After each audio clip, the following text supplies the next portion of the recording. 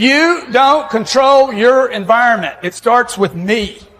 When I was 45 years old, I'm like, I'm going to control my environment. I'm going to take every penny I have, all the energy I have, all the resources I have, and I'm going to improve me.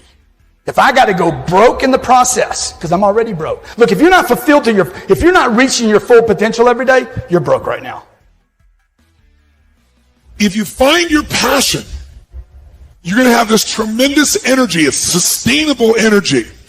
But momentum requires you always do the next thing to keep the momentum going. If you believe in what you're doing, that's fuel. It adds more fuel to your fire.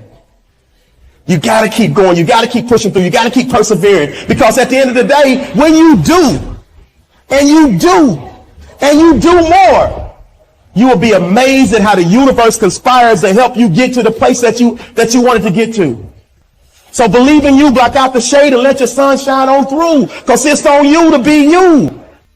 And the reason you get yourself in a passionate place is so that you change your life, and the only thing that changes your life is making a decision. So while you're in this passionate state, that's where you make decisions. The only way the commitment and the energy and the momentum continues is if you take immediate, massive what, my friend? Massive action is the cure-all. Massive action is the cure-all. That's how you develop yourself. That's how you begin to appreciate what you get. When you're working on a dream, at some point in time, a transition takes place. And the transition is what you are becoming in pursuit of the dream. Because even if you don't get the dream, you become such a strong and powerful person. It will so change your life. You can look at something else and say, well, I think I'll go do this then. Because you've now developed yourself in such confidence and such competence in how to deal in the arena of life that you can move into another area and not miss a beat. Once you begin to discover who you are, then you really realize how you have been given authority and dominion over everything on the face of the earth, including all the dimensions of your life. But you can only do that through the struggle of life. And most people avoid the struggle. Most people go through life avoiding pain. And when you go through life like that, something in you dies. Something in you that you never activate is lying dormant in there, that you never get a chance to call on because you have not challenged yourself. Somebody said, the land of familiarity belongs to the dead. That most people like to feel like they're a king in the area of their comfort zone. They only want to do those things that they know how to do well. Osborne said, unless you attempt to do something beyond that which you've already mastered, you will never grow.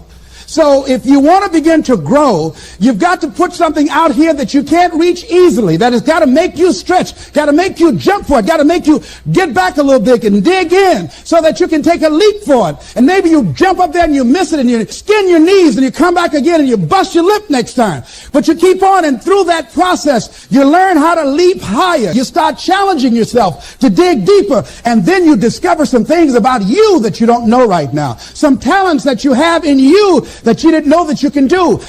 If you want to begin to make your stuff happen for you, I think that it's very important that you start trusting yourself. Listen to yourself. Listen to that still small voice within you. Don't try and make everything logical.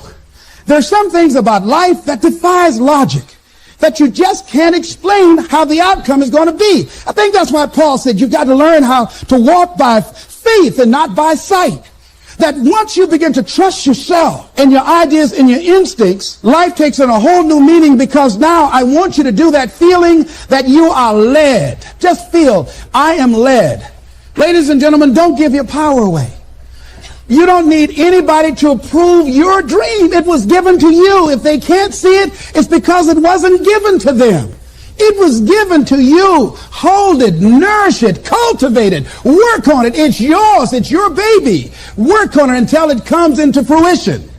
I gave away my power, and I said, I'm not going to do that no more. Here's something else for those who make it today. Do what you know is right. Treat people like you want to be treated. Don't try and take any shortcuts. Don't try and cheat. Pay your dues up front.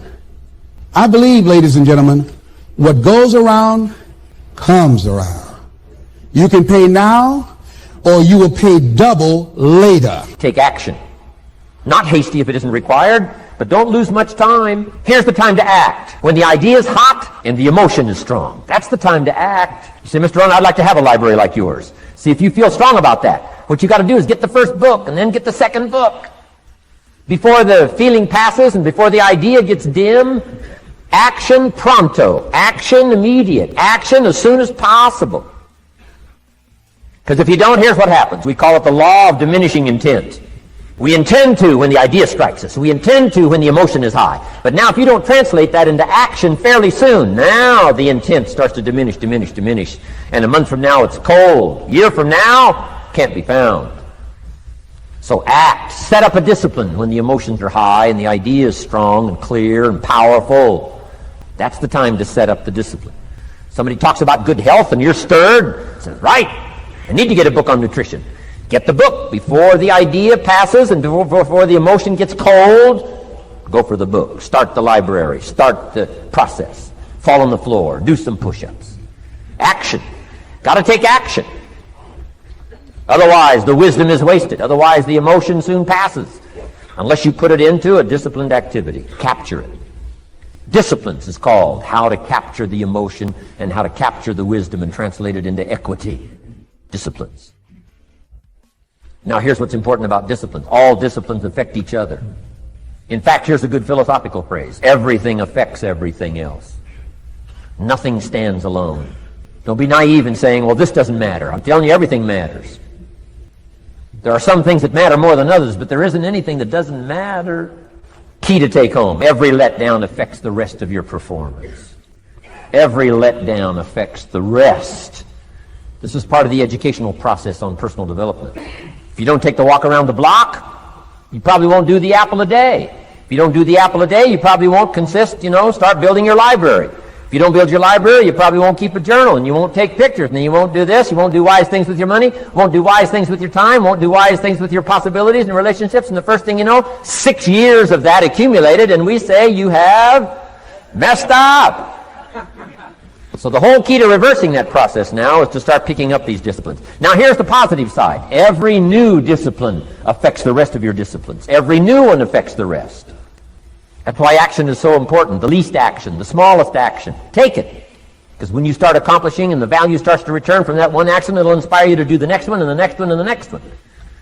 You start walking around the block, it'll inspire you to get an apple. Get an apple, it'll inspire you to get a book. Get a book, it'll inspire you to get a journal. Get a journal, it'll inspire you to grow, develop some skills. All disciplines affect each other.